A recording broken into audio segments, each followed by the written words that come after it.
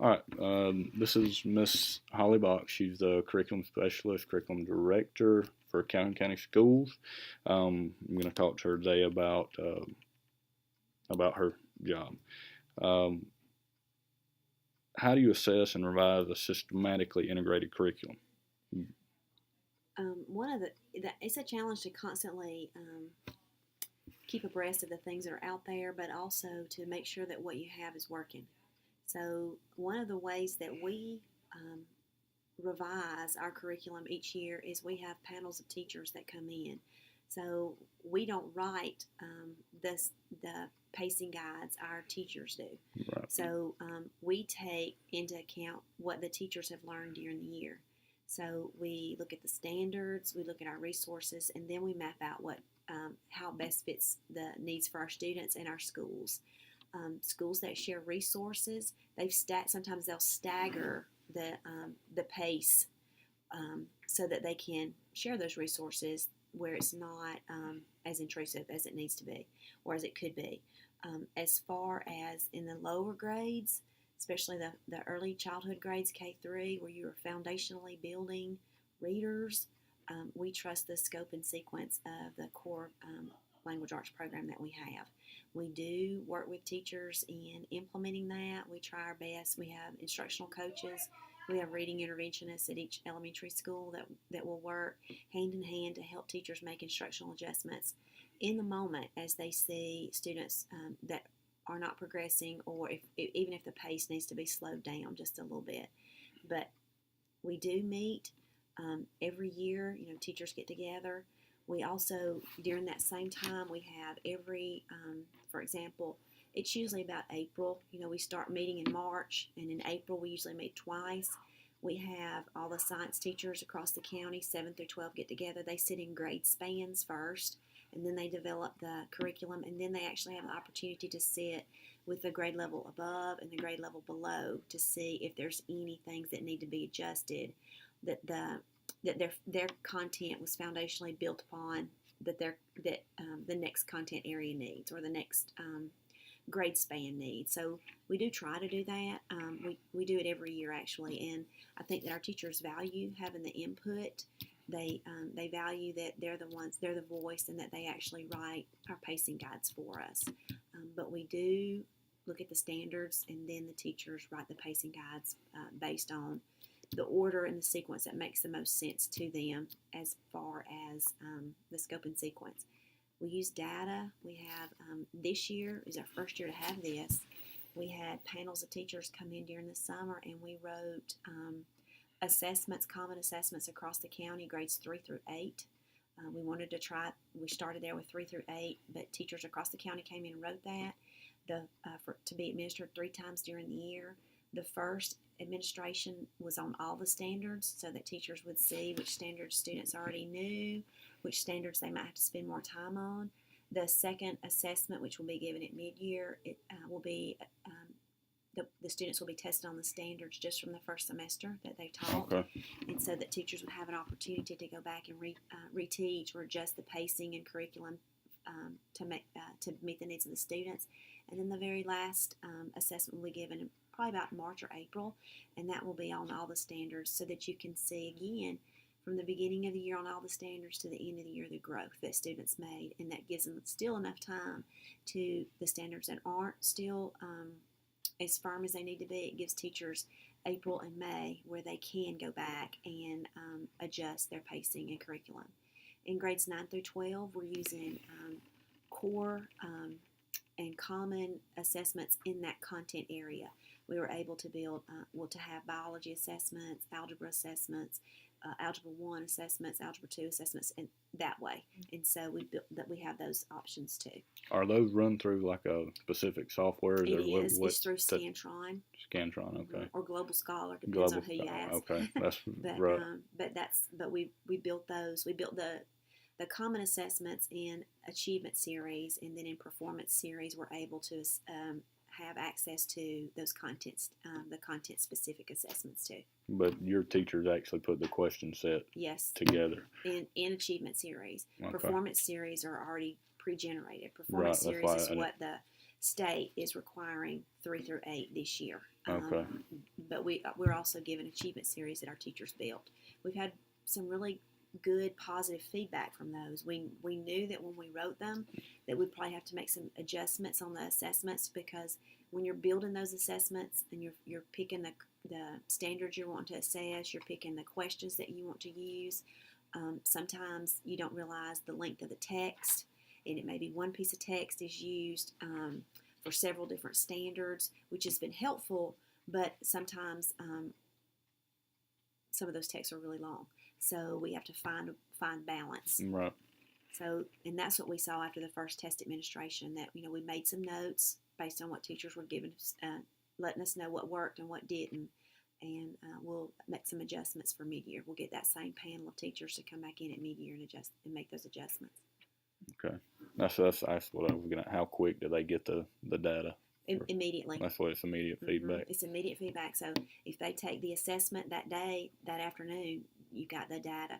And the great thing about the assessments that our teachers build is the teachers have access to it'll give them a standard summary report, and it'll show them what standards were strong and which standards were weak. But you can also have access to some of the to those questions that they miss, or the questions that from the test itself, because it doesn't impact the assessment, because you're not using those same questions again. Right. So teachers can actually go in and use those as a teaching tool.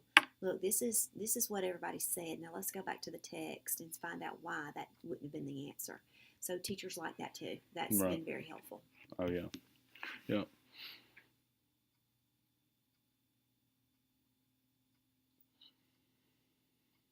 Looks like we talked. That's about what I was about to say. I was reading through. I was like, I think we pretty much covered most of it. Yes. The motivates faculty members to adhere to the prescribed state standards. I just wanted to say that, I was a science teacher. Obviously, the last year that I taught, I think was the first year that we actually got to sit down and go through the pacing guide, or was really the only year that I got to participate in it. So I enjoyed that. It was good to hear what people at Ohatchee and Pleasant Valley and White Plains, all across the county, what they were doing and when they were doing it and why they were doing it. Right. So you get much more of a buy-in from your teachers then, instead of handing them something and saying, "Here, I know, I'm one person. I know all the answers. Right. This is what you've got to do." You take all those voices into account. I mean, we spent the better part of an entire day, invested in that, and it's actually, your majority, 95% of your teachers buy in on days like that, because they know it's directly impacting them. Right. And it gives them I think it's very motivating and empowering to teachers to know that, hey, we developed this, and based on what we know about our standards, but also based on what we see deficits from our students, and so that we can build it based on what's going to work for us. I think that's been very helpful. Right. Because I'm a firm believer that one person doesn't have all the answers. Right. And none of us are as smart as all of us. Right. And so it's very empowering when you have every 7th grade teacher across the county sitting around a table, talking about the standards and where we think they need to be, what makes sense logically, to put it together. Same thing with every grade span. Right. And we've done that the last few years, and I think that's really helped with buy-in as far as the pacing guides and valuing them, because when I know that that many teachers really use those, because at the beginning of the year we had a little mix-up, and some of the pacing guides didn't get updated on the website. Right. And so, and we all thought that they did, but when we went in there, it was pulling from last year, so we had to go in and reroute something, some technology thing that Jeremy had to fix, as far as a code, so that it would pull the new ones instead of the old ones. But I was bombarded with emails and calls from teachers saying, I'll say this, hey, I used them every year. Yes. I mean, for all of my classes, it was a great way for me to really, I would use them with the kids to break down the standards. I would show them, all right, look, we're fixing to spend 3 weeks on this, this, and this, and and show them why. Exactly. This is why. So it was great to have that resource, and it showed that it's from Calhoun County Board's website. It's not something that I pulled from Colorado or wherever, because I know that it's that it's what needs to be taught. Right. It's something that all of our educators sit down and really, you know, you wrote it, put it together. Mm-hmm. Right. It's built for Calhoun County teachers by Calhoun County teachers, and that's It motivating is. and empowering. It is, and you know, I'll say this: I started out in a, and I don't. How long have you been the curriculum director here? This is my 4th year. 4th. So that would be right the first year. That would have been the first year that we did the pacing guides all together. So, because like I said, I know it was done differently before then. We still had them. So I mean, I guess 8, 9 years ago, the first year that I taught, I had done my student teaching in Calhoun County. Well, I got my mentor's login and got the pacing guide, printed all of it off where I would have it going into another school system because that framework wasn't there. Right. But it's still just, you know, the resources that you're giving your teachers on top of their buy-in for building it is a great thing. So I think when you're looking at the pink down at the bottom, the greatest difficulties that I face sometimes, it's making sure that we are providing the resources that we need to our teachers with you know, the funds that are available. You know, that's a challenge. You know, and it's, you know, it's hard to be all things to all people. Right. Yeah. And so that's a challenge because I want to be. Right. You know, if somebody needs help, I want to be able to help them. Right. And I think that's what the way, you know, teachers in general are built. You know, they want to help. So I think that's probably a challenge, and it's finding balance. You know, it's to be able to look at the resources that we've been given, and or the amount of funds that we've been given. What resources are we going to get the most bang for our buck, and have teachers involved in that process. Right. And that's it's challenging to do because well, the resources part is a big thing. I mean, you can't pay for subs for an entire county worth of teachers to pull them out of school for 4 or 5 days. It's just not. It's not logical. It's not feasible. Right. So that is why we've made adjustments over the last 4 years to our calendars, so that we can have time built in during the school year, so that teachers can get together. Right. Now, is it enough? No. No. It's not, but is it better than what we had? Yeah, because now instead of having all your PD at the front, you know, we do have some at the front, but we've got it staggered out throughout the year so that we can meet collaboratively during the school year, right, without having to provide funds, you know, for subs, so that those funds that would have been allocated for subs could be for resources. Right. Right. So you have to. I mean, that's a challenge. I can imagine. And, you know, in the tyranny of time. Yeah, that's the big thing. You never have enough time. Mm-mm. And so, you know, and teachers don't like to be pulled out of their classrooms. Well, you don't. I mean, because you don't have a lot of time. And it's pressing. Mm-hmm. I mean, and so that's why those in-service days are helpful, because they don't feel like that they're missing instruction that day. You know, because they're not going to get behind because the students aren't there that day.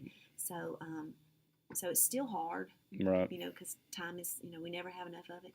Yeah, when time is money. Yeah, I mean, anybody's time has a value. Mm-hmm. So that's where we are. Let's see, factors that interfere with achieving goals and objectives. That's really what we just talked about, how they would care. I'm just curious about this. This has been a big thing over this particular course is knowledge-centered, learner-centered, and society-centered. What's your thoughts on those? I think we always have to go back to what's best for the students. Right.